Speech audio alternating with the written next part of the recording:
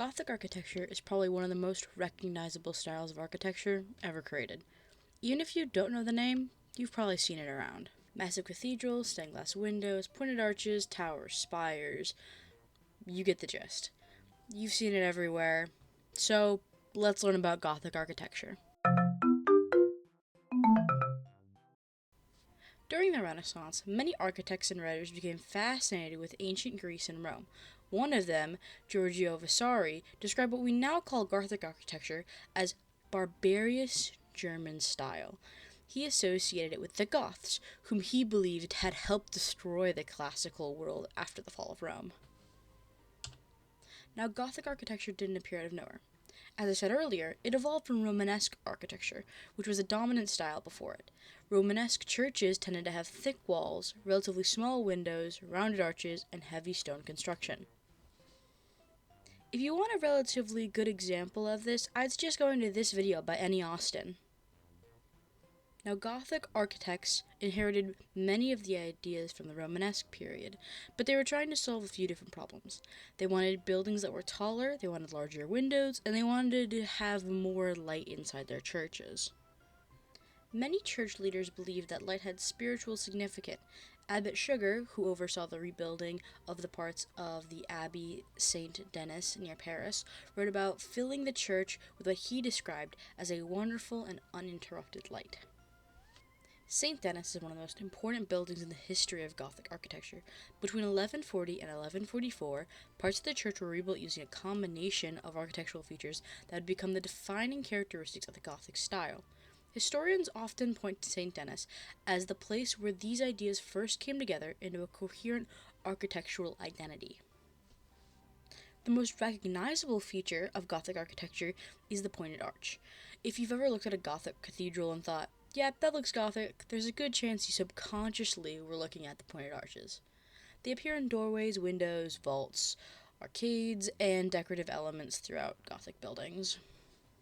And with how often these arched windows show up, you'd assume that the Gothic architects are the ones who made it. But no, versions of the pointed arch had already been used in the Near East, as well as earlier architectural traditions. And the reason it's become such a staple in Gothic architecture is because of how often it was used. And it was a very important architectural and engineering-wise design. The pointed arch distributed weight differently than the rounded arches common in Romanesque buildings. It made it easier to build higher structures and create more flexibility in the designs. The second major invention was the rib vault. Earlier Romanesque churches often used barrel vaults, which were extremely heavy and required thick supporting walls. The Gothic rib vault works a little differently. The stone ribs cross one another to create sort of framework, and the lighter stone panels fill in the spaces between them. The ribs direct a lot of the weight down through the columns and piers, instead of forcing the massive walls to carry the entire load. This allows churches to become taller while also reducing the amount of solid masonry work required. The third major invention was the flying buttress, and this might be one of my favorite parts of Gothic architecture, just because when I was learning about it, I thought it was purely decorative. Secretly, it was actually a very important engineering solution. The flying buttress is an external support structure that carries the outward force of the vault away from the wall and into a separate support pier. Essentially, the building was partially holding itself up from the outside. Because these supports carried so much of the weight, the walls no longer needed to be as thick as they were in Romanesque architecture. And once the walls became thinner, they could be filled with windows. So the pointed arch, rib vault, and flying buttress all work together to allow flexibility for the more purely decorative parts of the designs. As the style spread across Europe, cathedrals became increasingly ambitious and varied in how they approached Gothic architecture. Buildings like the Chartres Cathedral, Reims Cathedral, Amiens Cathedral, and Beauvois Cathedral pushed Gothic engineering further and further. Chartres helped establish many of the characteristics now associated with high Gothic architecture. Reims became famous for its sculpture and for hosting the coronations of French kings. Amiens reached extraordinary heights while maintaining a sense of balance and elegance. And Beauvais attempted to go even further with these. The choir of the Beauvais Cathedral reached a height of roughly 48 meters, making it one of the tallest Gothic architecture interiors ever constructed. Part of it actually collapsed in 1284, which serves as a reminder that medieval builders were incredibly skilled, but they were also operating right at the limits of what their technology allowed. One thing you'll notice when looking at Gothic cathedrals is that they became increasingly filled with glass, while their predecessors had the walls dominate the space and were even a little more modest in comparison. In later Gothic churches, especially during the Renaissance period, the walls seemed to almost disappear as entire sections of the buildings were transformed into stained glass windows. The average person in medieval Europe probably was illiterate, so sculptures, paintings, and stained glass helped communicate biblical narratives and religious teachings without having to force them to read. In a way, the building itself became a teaching tool. Light passed through colored glass and illuminated stories from scripture, saints' lives, and scenes of daily life. Some windows even depicted the guilds and craftsmen who helped fund them.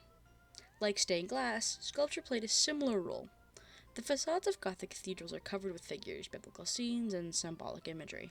The central portal often depicted the Last Judgment. Other portals showed the lives of saints or scenes from the life of the Virgin Mary. Many column shafts were transformed into statues of saints, literally turning them into pillars of the church.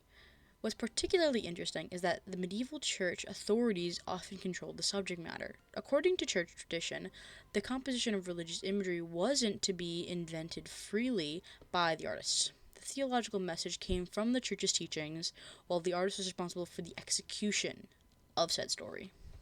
So generally, it seemed that the artist just created the sculpture, while the church had a large hand in what the sculpture actually depicted. And Gothic churches didn't only feature saints. And anyone who's seen The Hunchback of Notre Dame probably knows where this is going. Some of the most famous sculptures are the gargoyles. Nowadays, I see some people think that gargoyles are pretty scary, but a lot of the time they were seen as protectors. Often people also think gargoyles only existed as decoration, but they actually had a very practical purpose. They were water spouts. Rainwater traveled through the channels and exited through the mouths of the gargoyles, carrying water away from the walls and foundations of the church. Think of it like a gutter, essentially. So while they looked pretty intimidating and very cool, they were doing a very important job. From dipping my toes into other styles of medieval architecture, there's been a few moments where something looks fantastical and really cool, but it turns out to have a separate purpose that is purely practical. Gothic cathedrals are also very full of symbolism. Some churches even included sort of labyrinths built into the floor of the nave. They're supposed to represent the spiritual journey of a Christian life and provided a symbolic pilgrimage for worshippers to walk through the winding paths. And one of the most famous examples of the labyrinth can actually still be found at the Chartres Cathedral. One of the pretty cool things I saw actually was the shape of the building itself sometimes was meant to be built like a cross. As Gothic architecture developed, different regional styles emerged. Early Gothic established the foundational elements, High Gothic emphasized height, larger windows, and increasingly sophisticated engineering. The Renaissance style focused heavily on stained glass and elaborate tracery. Then came the late Gothic style, such as flamboyant Gothic in France and perpendicular Gothic in England.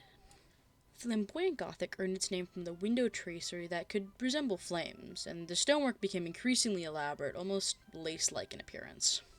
Perpendicular Gothic took a different direction. English architects emphasized strong vertical lines, enormous windows, and spectacular fan vaults. Some of those ceilings look less like masonry and more like carved stone umbrellas spreading across the roof. When people talk about Gothic architecture, it's easy to focus on the dramatic towers and stained glass or the incredible detail in the decoration. But underneath all of it is a series of practical innovations that completely transformed what buildings could do. Nearly 1,000 years later, people still travel across the world to see these cathedrals, and I think it's because Gothic architecture accomplished something very difficult. It solved the structural problems while creating spaces that still inspire awe centuries after they were built. It's pretty impressive legacy for the style that started out as new architecture of 12th century France and somehow became timeless.